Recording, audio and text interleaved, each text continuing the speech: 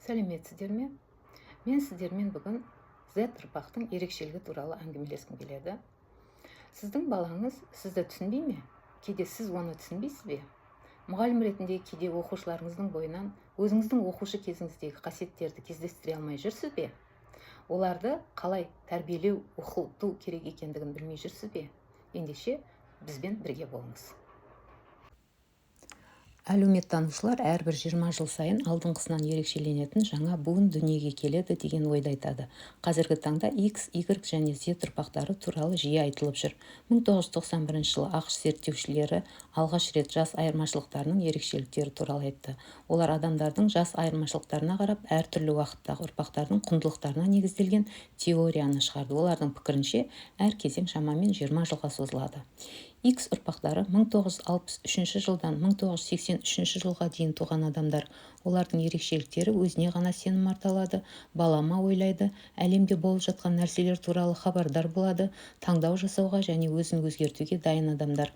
Олардың жұмыстары қиын және жетістікке өз жетуді мақсат етеді.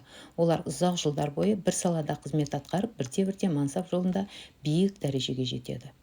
Y ұрпағы 1983 жылдан 2002 жылға дейінгі аралықта туған адамдар. Олардың мақсатқа жету мен жетістік туралы түсінігі өзгеше.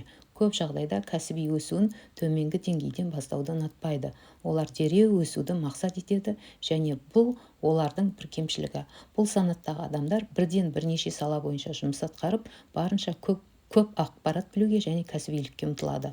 Олар үшін тек бір салада қызмет істеу мүмкін емес. Y ұрпағы қазіргі заманғы бизнестің үміті.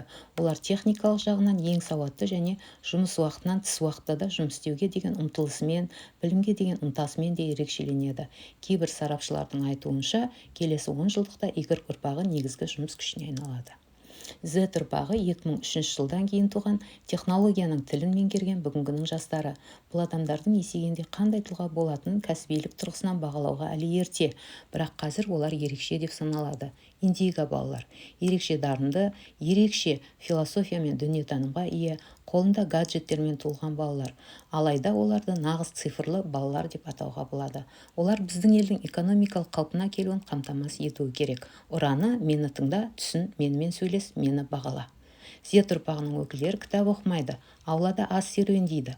Олар оқымау қалыпты жағдай. Бұл олардың ақпарат көзі емес. Олар барлық ақпараттарды смартфоннан